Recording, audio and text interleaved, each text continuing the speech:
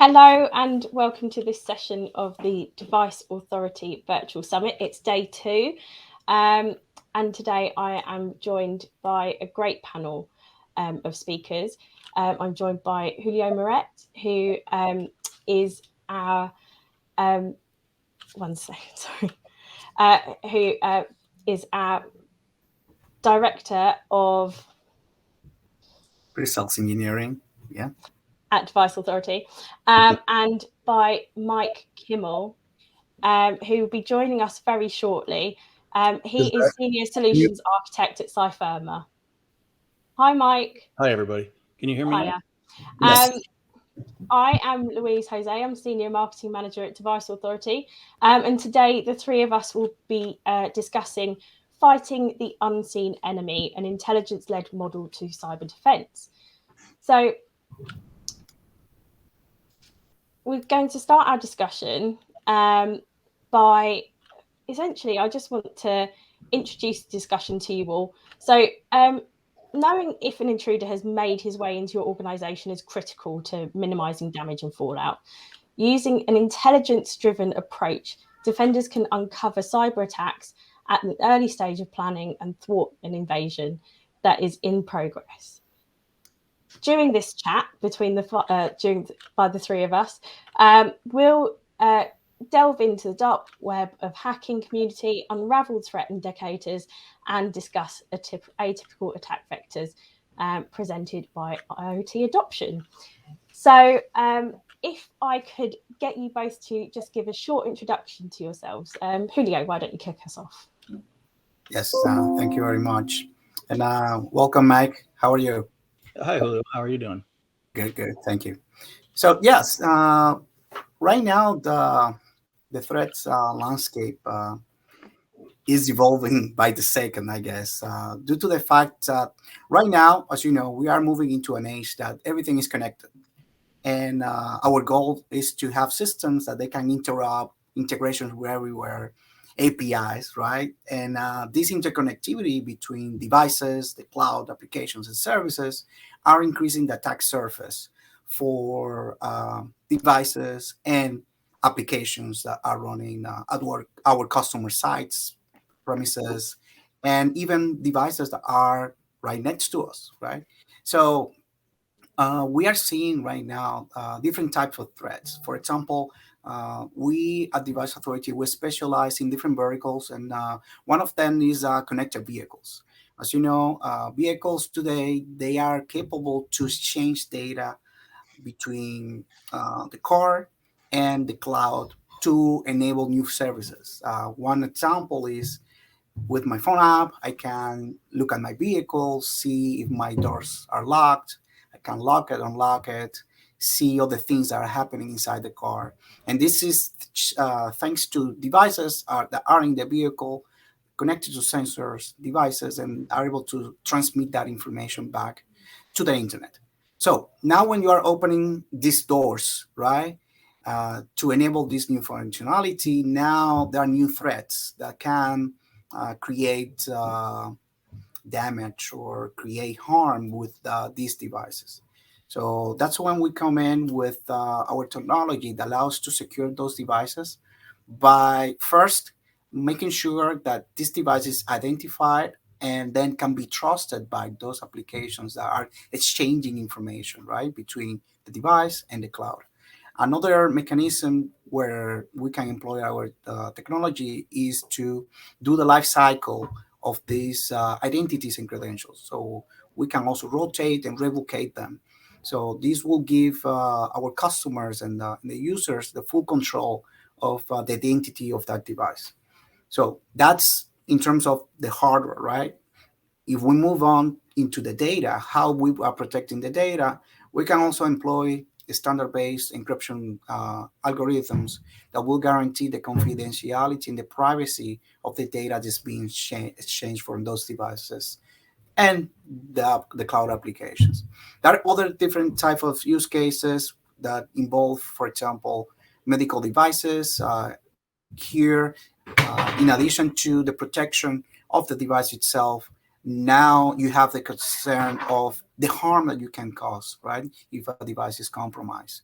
So in those use cases, then we have to think about how we can then now detect anomalies, right? And if you detect an anomaly, how you can remediate and also fix the issue before it causes any harm. Another application could be in the industrial sector, right? So another one is the security of that supply chain. So we have seen in the last couple of years during the pandemic the impact that that can cause a disruption in the supply chain. A couple of years ago was because of COVID, maybe labor, the scarcity of raw materials, but we can see a similar impact if, for example, a production line stops, right? Or maybe that distribution center that is in charge of distributing the merchandise or the raw materials cannot deliver the goods. So that's when, again, with the combination of our multiple technologies, including CYFIRMA's threat intelligence detection platform, can help us to detect those problems. So, Mike, I know that you have a lot of experience working with customers, and I've seen specific use cases where you have solved issues and help your customers to protect their applications. Yeah. So a couple things you had mentioned there just brought to mind. Excuse me, when you're talking about IP theft with connected vehicles and supply chain attacks and some of the potential damage that's beyond the IoT, right? Um, it, when you're talking about like medical devices, obviously people's lives are on the line. But what about in somewhat recent years, even as big as Stuxnet, right, in Iran? You have nuclear material in a centrifuge, and if that thing can be knocked off balance and that machinery or that mechanism be broken, where you now have worst case scenario, you've got hundreds or thousands or even millions of people affected by a catastrophe, a nuclear catastrophe, right? It's not all of these things are very dangerous, from all the way down to the smallest IoT device, all the way up to nation states and things that could even lead to conflicts between different nations, right? So some of the things that CYFIRMA has been looking at in recently, and we've even got a couple of reports and white papers available, is when you're talking about these threat actors and the campaigns that they run, and the fact that you have these interactions between some of these different threat actors, right? Between these different nation states, and some examples where possibly you have Russia and North Korea working together, or North Korea and China, for example, where they have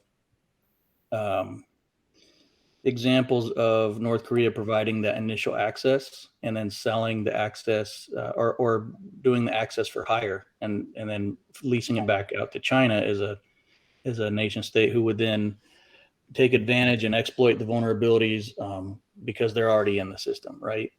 In fact, CYFIRMA has a report on its website called "Inside the World of Initial Access Brokers," and something we've seen is these IABs, or initial access brokers, are people, they're hackers, they're adversaries that are out there just providing that initial access for hire. And in some cases, they've even gone as far as trying to not just sell the access itself, but then teach people how to also gain that initial access. So they're not just selling the access, but they're selling the tools used to access, and then they're selling, in essence, training on how to conduct that access, and then resell that also. And so you get. That's something we don't hear very much, though, about nation states working together, Right.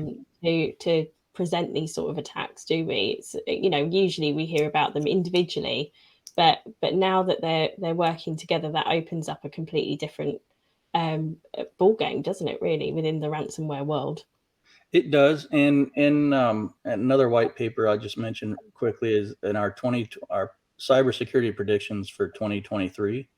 One of the top 9 or 10 predictions is that you're going to see a lot more of these nation states working together, and that we've even have quotes directly from high ministers within the Russian government stating that they see potential in working with other countries like Iran or like China to provide that access and provide the ability to exploit these vulnerabilities, right? But going back, you had mentioned a use case. Here's one that I don't know that initially a nation state might have been involved, but something I'd worked on in the past was helping a customer understand why or how they had pretty much their entire documentation stolen, everything from engineering diagrams and blueprints and proprietary information to their contracts, to access to everything. And the way that it worked in this case was it was unique in that I'd never seen it before. I'd heard of other people who had experience with this, but it's not very common. Which raises the question, what's to come down the road, right? What's next in the way that these people get access? And so here's the case: is that there was a solar panel company in the U.S. that had contracted with a manufacturing firm in Vietnam and wanted them to help build solar panels.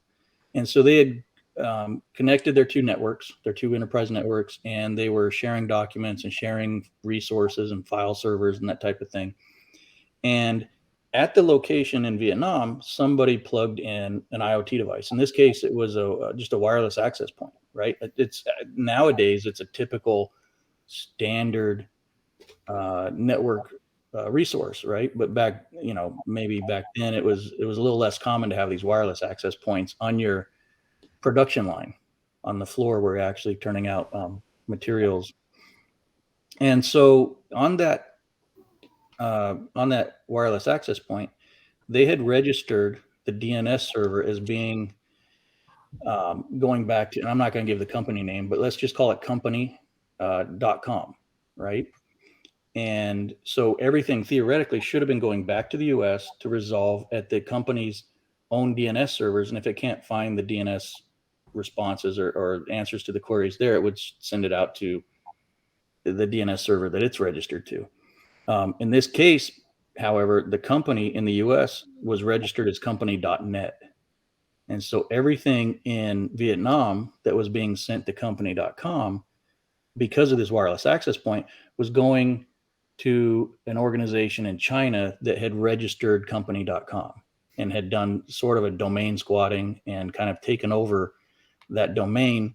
But in this case, it wasn't simply domain squatting, because on the Vietnam side, they accessed the network back to the US. They grabbed every document they could find and they chunked it into pieces that were smaller than 100 bits or 100 characters, and then put those individual strings of characters in the beginning of a DNS lookup.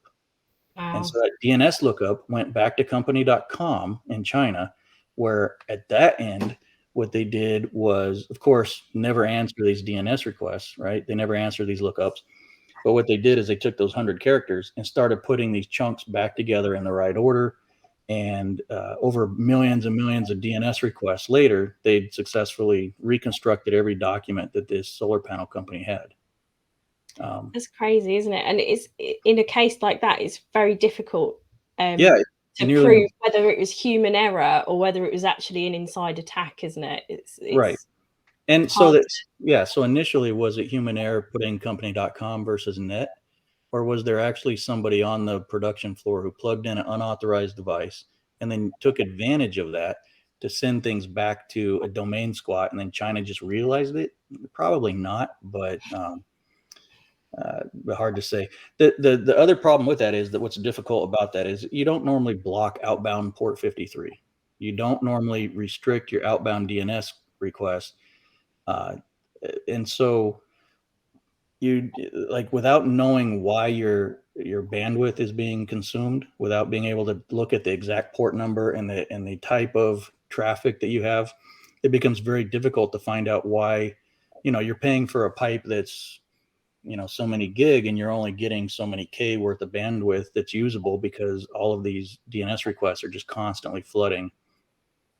Very hard to find because people don't look at outbound traffic very as closely as they do inbound, and they don't look at port 53 because you don't close port 53, especially outbound, right? So hard to find. And so I think when you start talking about these nation states working together, and you start talking about initial access brokers providing not just the access but also the tools and then the training on how to conduct these breaches, and then you have people for hire doing one part and handing it off to another group to do another part. It gets very tough to track some of these campaigns and some of these attacks. It gets very tough to figure out who we can attribute the all of the effort to, right? All of the exploitation, and if they're using new techniques that you don't normally see, like a DNS exfiltration, it gets very hard to detect that as well. So with IoT, it's just there's thousands of new devices that you have to wonder how are they going to take advantage of this.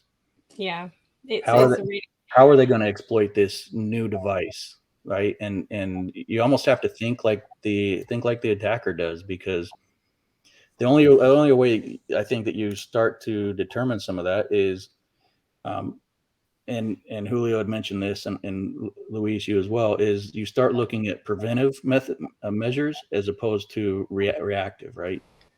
You want to start listening to the conversations taking place between these different actors and take advantage of that information. When one of them is trying to sell access, or one of them is trying to hire another group, can we hear that and then go and take the preventive measures that you need to do to avoid the exploitation that, and then later on the mitigation, right? Or the remediation. Yeah. Like you've already touched on it anyway, Mike, but with the range of IoT solutions expanding so rapidly, we're looking at an exponential growth over the next couple of years of IoT devices, joining networks.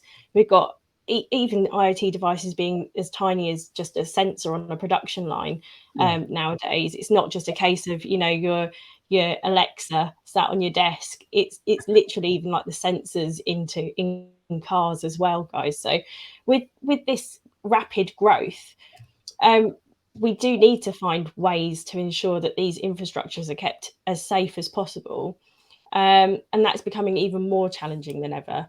So that's where your threat detection technology really comes into its own, doesn't it? So you've got the device authorities, key scaler platform there on the network, helping to protect the network, right. and to prevent that lateral movement throughout the network if someone does manage to gain access. But then the threat detection side is that preventative measure now, isn't it?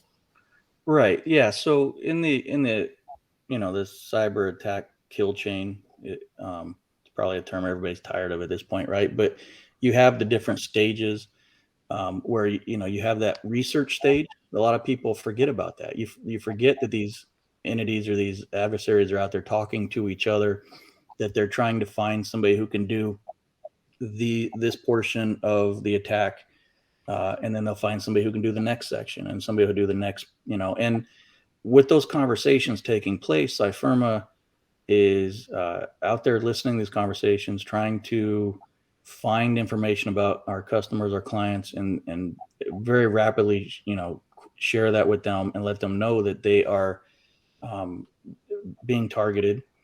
And in the case where they're not individually being targeted, like for example, the solar panel company, if company.net isn't mentioned by name, but we see that there are conversations taking place about solar panels, and it's in the US, or it's in a particular geography within the US, maybe East Coast, right? And we can see conversations where they're talking about maybe access in Vietnam, for example. And so based on these different keywords and these different terms, A lot of times we can hear the conversation and we can react to it before the attack ever occurs. And so a lot of cybersecurity just historically has been, here's a IOC, right? Here's an indicator of compromise. Here's a hash. Here's a file name, a file size. It's signed or unsigned. Here's the location where it's at on your hard drive. Those type of indicators are good if you know what you're looking for. But who knows to look for, DNS exfiltration, or who knows to look for a sensor on the industrial production line that is watching, something box everything up, but it has the potential to shut down your production line. And so who knows to look for that, right? Like, so that's where I think, instead of, because there are no indicators for that, there's no IOC for that. So you have to move further left in that kill chain, where now you're dealing with the research stage. You're dealing with all the preparation and planning that these adversaries are doing. And so if we can pick up on those stages and find out that they're targeting our customers or our clients, then CYFIRMA provides that intelligence, and device authority, shuts down the access and helps mitigate the problem before it ever happens. And I think that's the brilliant thing about your platform, is that you are able to, disseminate it in that way. Look for specific attacks, look for specific, filter it by industry, filter it by geography. And that really helps to hone down on finding the things that you're not aware of going on in the industry, in the region that you're based in. So, Julio, could you give us some more insight into how Keyscaler can prevent attack? Right. And threat intelligence is great, right? But the way I see it, this is a multidimensional problem. So people that are designing these strategies has to think about a holistic strategy. So from the device point of view, so being a device authority, right? And our platform specializes in how to secure those devices. So we follow the strategy secure by design. So these devices that we are putting out there, our recommendation is device security should be at the top of your priorities, and think about that at the moment that you are selecting the resources, the hardware, the software, OS that are going to be running at the edge. Unfortunately, today, what we're seeing in the market is a priority is a second thought. People prioritize functionality versus security, but at the end of the day, security should be, again, at the top of the list of the things that you need to implement on those devices. So again, secure by design. This is something that we can enable by employing 9 capabilities that we have in our platform. So number one, we have a mechanism that allows to do automated device provisioning.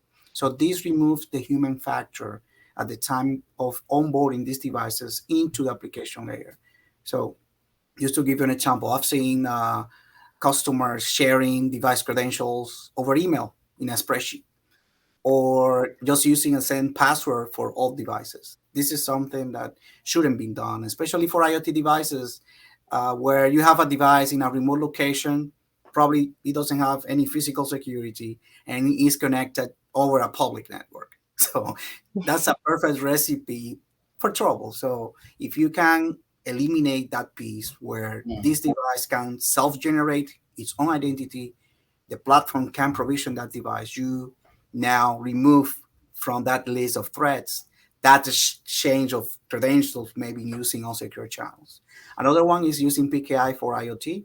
As you know, PKI is a technology well known in the IT world, so it's becoming something that people now want to implement for these IoT devices. So when I say PKI, that's public infrastructure where we can use XFINE and certificates as credentials for these IoT devices, so we can enable this functionality as well. And then you need to do the life cycle for those credentials. That takes us to the number 3, identity lifecycle management. So we can provision, rotate, and revocate those certificates and credentials as needed. The fourth one will be the continuous assurance and validation of SBOMs. So Mike's example of having a rogue device that maybe was compromised, That will require that someone will connect and maybe replace a library, install a software package or something like that, right? So with our agent, we can monitor and generate a software bill of material that can be validated by the platform, and that will allow you to have a mechanism to detect a change in real time. I mentioned before data security. That's paramount, especially when you're dealing with sensitive information, PII, or your user generated data. So this will guarantee you privacy and confidentiality of the data. Another one is the co-signing in secure updates. Due to the nature of IoT, these devices are constrained in terms of compute power, and maybe don't have the resources for secure updates over the air. So we can come and have solutions for these type of problems and enable a secure mechanism to update the firmware of the software package that is installed on the device using the platform. The last three are more I like to call it at the enterprise level, right? So the HSM access controller. So how to secure modules allows our customers to secure their private keys, encrypt data. And usually these HSMs are in the data center or our customer private cloud to secure those communications. And they are used for traditionally to secure IT infrastructure. So with our platform now, we can extend that functionality to IoT devices, with Keyscaler being a gatekeeper of all those connections between the devices and the HSM, and have it in a very secure architected framework. Then the last two are related to threat intelligence. So we can integrate with platforms like CYFIRMA, use that intelligence to then make the decision. Is this device good enough to attach to the network and be authorized to connect to these services? Is the risk level too high, or there is a new CVE that should make the platform make the decision to block them right away? So we can integrate with these platforms that already have that intelligence coming from multiple sources, right? And we could be that reinforcer saying, hey, device, I don't trust you. So I'm going to put you here until maybe the situation changes, or a human can actually authorize the connection to the application layer and services. And The last one is related to AI and machine learning. So we can also use our capability of aggregating information from multiple sources, detect anomalies, use our own metadata to then make the decision about the authorization level for that device. One example, if we see a device that the risk level is too high, we can issue credentials, right? That only will limit that device to connect to a specific service, or maybe allow that device to connect to an application for a certain period of time. So we have a lot of granularity, and thanks to these new technologies, these can be automated and aggregate data from multiple sources to make these decisions. That's fantastic. If I could add to that, Louise, so it's the automation, everything that requires a human now it's slow. Speed is of the essence here when you're dealing with a lot of these threats, because they're motivated, right? And they will start their attack with or without, you seeing the green light, right? They just, you have to know they're coming. But with that said, as much as we can automate on both sides of the firewall, it would benefit our clients enormously, because on the exterior side, when you're looking from the public perspective coming into an enterprise, and you have those first three, we have a similar concept. We have 6 pillars of intelligence. When the first 3 are being your attack surface, your vulnerabilities that are applicable to that attack surface, right? And then the attack methods. So where you look at all the devices, all the assets that are exposed publicly, both that we can discover from an external perspective, like just like an attacker would, or from what the client provides. When those two items are put together, we look at the vulnerabilities that apply to just those items. So we're not giving you a complete, 2 million items CVE list, and you have to figure out which ones apply to your company. We'll tell you the vulnerabilities that are part of the assets that you have, right? And then we'll tell you that the methods that are being exploited to take advantage of those vulnerabilities and gain access and to attack these customers and these clients. All of that can be fed, all of those results from any layer of those different pillars can be fed automatically into a SOAR or a SIM or some other device, like with Device Authority, that can consume that intelligence and then automate the response as much as possible. And that way, if it's overnight and you don't have somebody coming in, until a shift in the morning and they have to approve some activity to lock down a sensor or some other IoT device, you don't have to wait for that. It can all be automated. The output of the external perspective and the threats that we see coming in, automatically driving the policy and the actions on the inside of the network. And that truly is the complete benefits of the joint proposition that both Device Authority and CYFIRMA have created together over the last couple of months. So yeah, it's really exciting. So there's a lot of talk about AI. We have our own offerings between us as well. But with the emerging threats presented by generative AI, large language models, etc., which are huge topics these days, in the context of IoT, what should defenders be looking for, and how can they prepare for new threats? We're even seeing generative AI being able to write code and things as well now, which is super scary. But yeah, what can we be doing as defenders to prevent attack? So go ahead. Oh, okay. So yeah, Mike already said we need to try to be ahead, right, of the enemy by trying to figure out strategies. And as you said, today is even more complicated. So anyone, maybe someone with no knowledge, can go and get a recipe for an attack, right? So just follow step by step and not understanding what's really happening and create damage. So one way that we can prevent this is by having a framework of zero trust, right? Zero trust has become something very popular nowadays, where you don't trust these devices that are connecting in just by the sake of, I'm device one, I would like to connect. So you need to have mechanisms in place where you can verify if this is an authorized device, right? And establish that the trust between the physical device and the application layer. Another one is the data trust. After you trust the device, then it's a data that's being generated by that device. Trusted. This is useful information.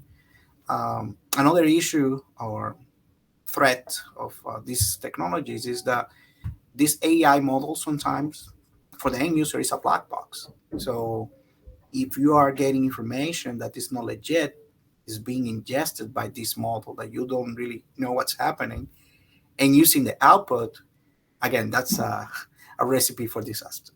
So you need to have a way how to make sure that this data that is coming from a trusted source and the data hasn't been tampered and is coming from sensors and the devices that are legit. And then comes the monitoring of that data and making sure that the whole chain, right, is the integrity of the whole chain end to end, from the physical world all the way up to the cloud. Amazing. Mike, do you have anything to add? Yeah, I would just, I think those are all great points. Some other concerns are maybe the automation of the cyber attacks, where now it no longer requires humans to do the low level kind of grunt work to break into these enterprise networks, right? The other thing you get is that with automation, a lot of times it can run 24/7, and the defender, as we all know, has to win every single time. The attacker only has to win once, right? So it becomes a very dangerous game where they've got persistence and they've got time and they've got automation on their side. As much as you can automate and respond at the speed of the attack, becomes essential, right? If you can identify the threats and you can lock down the devices or any of the vulnerabilities even before attack happens, just like we mentioned earlier with the prep stage and the initial access stages. If you can stop the attack early, that's the best outcome that you could hope for, right? Or you could work towards. The thing is, it's also not just the automation. It's also, I think one thing you have to worry about is the scale, because you're looking at the cyber criminals now have some level of skill. And so they've had some training or they've had some background or education in the world of IT or cybersecurity or some combination of technology, right? What you're seeing with some of the impact of this chat GPT and AI and machine learning is that now it doesn't take that skill anymore. So the scale of what's going to happen, I think, in the future is that anybody with no background and no technology training and no experience in cybersecurity or in IT is now, the barrier has been lowered. And now people with very little to no skill can also take advantage of vulnerabilities if they find them. And so the scale of your response is going to grow exponentially, not just the attacks, but the sheer number of people who are out there ready to take advantage of you. Yeah, I was on a session yesterday talking about automotive vulnerabilities, but we were joined by CyWest from Resilience, who is a cybersecurity insurance brokerage, right. And one of the points that he made was cybersecurity insurance has seen a huge flux. Especially with ransomware cases, but also business email compromise, etc. And really, like, even with the low-level attacks, they're just so prolific. It literally just takes one employee to press the wrong link, and the attackers in the network. It's not a case of if you're going to get attacked. It's now right. a case when you're going to get attacked. And I think that's the thing, like looking especially at our two technologies together and how they complement each other. It does form such a strong protective mesh across a network, across an organization. And it really is a case of having everything in place that you can possibly have to protect yourself from attack now, isn't it?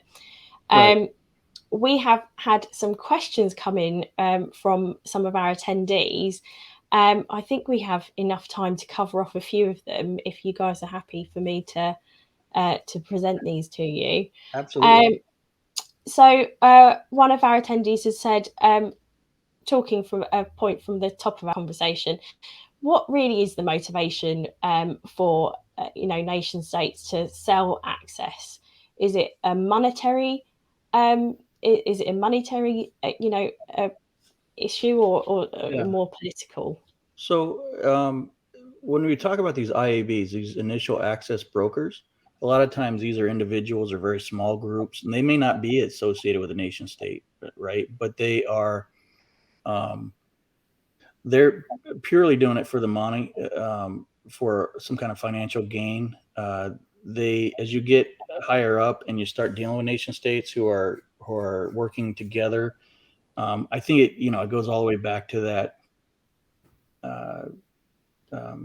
I can't think of the name now. The old idea that my enemy, an enemy of my enemy is also my and my friend of my friend is my friend, and friend of my enemy is my enemy. And you have that table that describes who's who. And so when you've got China and North Korea both wanting, information from the U.S. or wanting to cause damage politically, of course, that's a motivation as well, right? For the groups that you have in China and Russia, Ukraine, a lot of these, they, when they're doing the phishing campaigns and then it turns into a ransomware campaign, of course, that's purely financial, right? But there are other groups out there who, one example I heard when I started with CYFIRMA a little over a year ago was that with Russia invading Ukraine, there was a major food company, a food producer, right, who was still doing business with Russia, and a hacking group had told them, we want you to stop doing business with Russia. And so their motivation was simply to harm Russia and to maybe have some impact on their ability to get certain foods.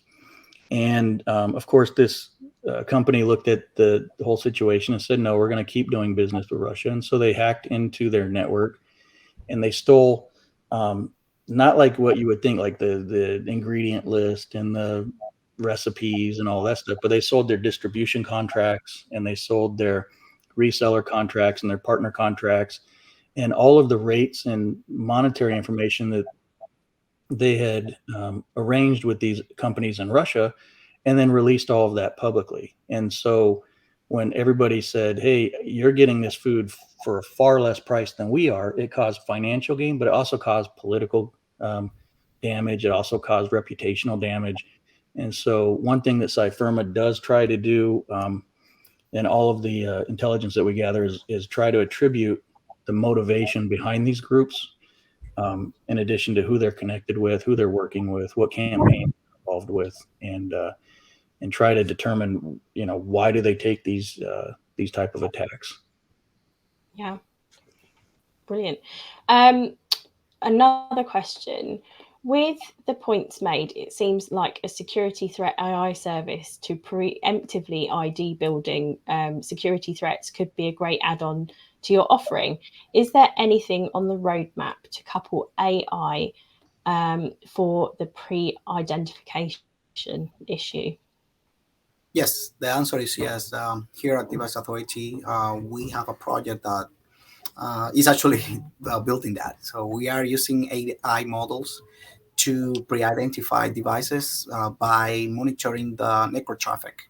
So we don't even need a footprint on the device, and we can see the behavior, and based on that, then create a profile that can be used for authorization and authentication decisions. For devices. Yeah. Sorry, I was going to say, so does that require them saying, okay, we check certificates this many times, we do this many times, we do that the other, and then you have the model already built up and you can check for anomalies in that way? Or that's right. Yes, we can create a profile, and then based on that, learn about maybe devices that are going outside normal behavior, and then flag them or take action automatically based on decisions and policies that you can create in the platform. So devices where we already have an agent running, we can do more, right? Because, for example, we can pull the SBOM and use AI, ML to see changes in real time. So a library changed, and also aggregate data, maybe modification in the behavior of the traffic. Perhaps this device is sending data to a destination that 24 hours before that wasn't the case. And now this ML AI engine on Keyscaler can make these decisions on the fly. Oh, that's brilliant. We have one final question. What is the timeline for blockchain to be usable in IoT? It was too much overheard of chatty devices traditionally. Are there any new blockchain IoT friendly methodologies on your radar? So not mine, and I haven't actually given much thought to this or heard anything from CYFIRMA on this, but I would say the same as with any blockchain and involvement with any technology, it's going to come down to how fast your processors are developing, what speed is your network running at, how many devices you have, what is your bandwidth consumption, that type of thing, where you've got all these validations going back and forth, and it's verifying entries on the blockchain and your all the communication on top of the normal overhead communication that you have anyway, right? And so my guess would be, as you see bandwidth increase, as you see devices, if it increases faster than the devices consume it, and if the processors and the capabilities of the hardware increase, then you'll start seeing more things like blockchain being involved. As far as a timeline, maybe Jose has more information. Well, we actually had a project where we were planning to use a blockchain as part of that foundation of trust between the devices and the platform. But Mike, you said it well. The challenge right now is resources on the device. So especially in situations where you're dealing with devices that are battery powered, microcontroller based, so you don't have the resources for that type of technology to help you with maybe enabling trust between the physical device and the platform. But that's something, again, we learn about our investigations, and maybe perhaps in the future where the technology on the device side catch up, we can implement it. Awesome. Well, I just want to say thank you to everyone who's attended this session, and to everyone who asked questions. And thank you so much to Mike for joining us from CYFIRMA. Please do have a look at their sponsor booth. They are a sponsor of the summit this year, which is amazing. So thank you very much. You guys. And also, this is the last session of the day. We have a brilliant third day lined up for you. It is our last day tomorrow. We will be joined by Emin Ogar from Digital Catapult, Alistair Williams from Wild, our very own Ben and Julio will be back tomorrow. Rob Dobson will be discussing resilience by design, and we're also joined by Benson George from Venify. So we've got a brilliant lineup for tomorrow. So if you are able to join us tomorrow, please do. And if you've missed any sessions today, please do make sure to catch up on demand. Thank you very much for joining me today, guys. Thank you, Luis. Thank you, Jose. Thank you. Bye. Bye, guys.